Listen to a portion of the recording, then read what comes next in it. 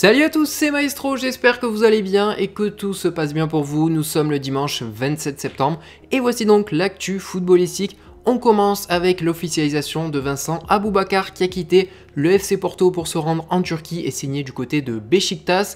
C'est également confirmé, Luca Pellegrini arrive au Genoa. Le gaucher italien est donc prêté par la Juve pour avoir plus de temps de jeu.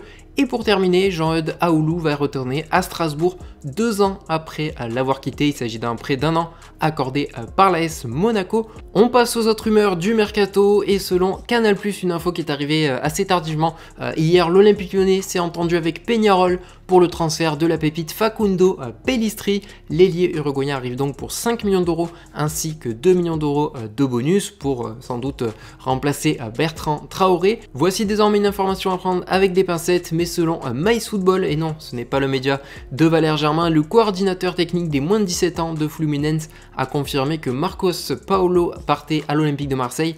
Une information surprenante puisque l'OM ne souhaite pas recruter un autre élément avant de vendre des joueurs. Et justement, d'après l'équipe, Villas-Boas ne compterait plus sur Valère Germain, Mitroglou, bon ça on le savait déjà, mais aussi, et là c'est nouveau, Nemanja Radonjic. Et du coup, Pablo Longoria a activé ses réseaux pour faire partir ses joueurs. Un prêt pourrait notamment être envisagé pour le Serbe. Après Dele Alli, le PSG cible un autre joueur au milieu de terrain avec un profil bien différent. Il s'agit de Tiemoué Bakayoko selon RMC. Leonardo souhaiterait un prêt assorti d'une option d'achat, mais les Blues, eux, voudraient plutôt un prêt payant d'environ 3 millions d'euros, sachant que l'AC Milan et Crystal Palace sont aussi à l'affût. Et ce n'est pas tout, puisque les Parisiens ont en vue un autre milieu de terrain en la personne de Swalio Meite, qui serait donc un plan B à Bakayoko. Le milieu du Torino est en tout cas estimé à 25 millions d'euros par sa direction. Selon les informations de Foot Mercato, Aston Villa a fait une offre de 17,5 millions d'euros à l'OGC Nice pour Willan Cyprien, une grosse concurrence du coup qui s'ajoute pour les Girondins qui suivent aussi ce dossier, mais pour l'instant pas de réponse des Aiglons. Selon Marca, une offre de 150 millions d'euros a été formulée pour Ansu Fati, la jeune pépite du Barça, mais non seulement on ne sait pas de quel club il s'agit, mais de plus cette offre a été refusée par les Blaugrana, sachant que la clause libératoire de Fati est aujourd'hui de 400 millions d'euros, ça fait un peu de sous. Effectivement, d'après Fabrizio Romano, Ruben Dias devrait bien être un défenseur central des Citizens dans les prochains jours. Les derniers détails sont en train d'être réglés avec le Benfica et le transfert devrait être d'environ 55 millions d'euros, ce qui veut dire que Jules Koundé va rester à Séville, enfin en tout cas il n'ira pas du côté de City.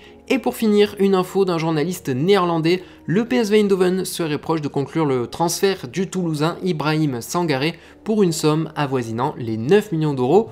Et on passe au jeu quotidien. Et déjà, bravo à Zerti YouTube d'avoir trouvé l'équipe d'hier. Il s'agit bien sûr du LOSC, mais dans l'ensemble, voilà, vous avez trouvé dans les commentaires, j'ai pu voir. Et voici donc la nouvelle équipe à deviner. C'est un petit peu plus dur cette fois-ci. N'hésitez pas à faire pause pour avoir plus de temps, parce que là, il en faut quand même un petit peu.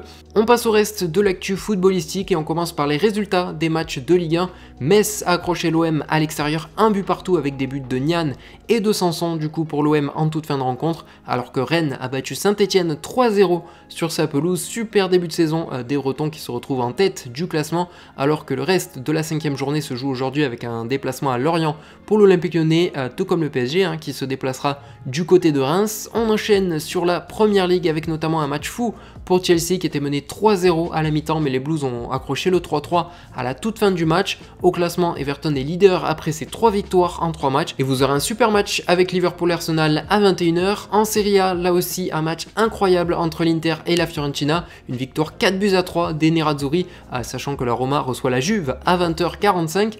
En Bundesliga, on peut quand même noter la défaite surprenante de Dortmund du côté d'Augsbourg 2-0, pendant que le Bayern affrontera Hoffenheim cet après-midi sur sa pelouse.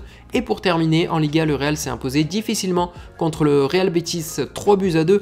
Encore un beau match alors que le Barça reçoit Villarreal dans la soirée.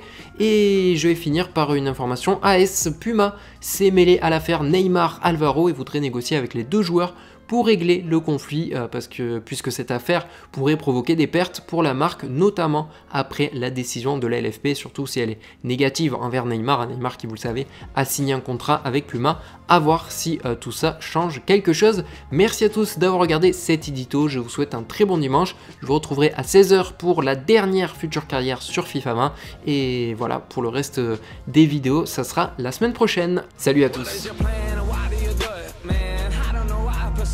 When I get angry, I just do it more. Then they are hating, now answer the door. I've been out banging and banging, I'm bored. I've been out thinking and waiting for tour. They've been out meeting and creeping with wars. Well, I've been out practicing, breeding the cards. Yeah.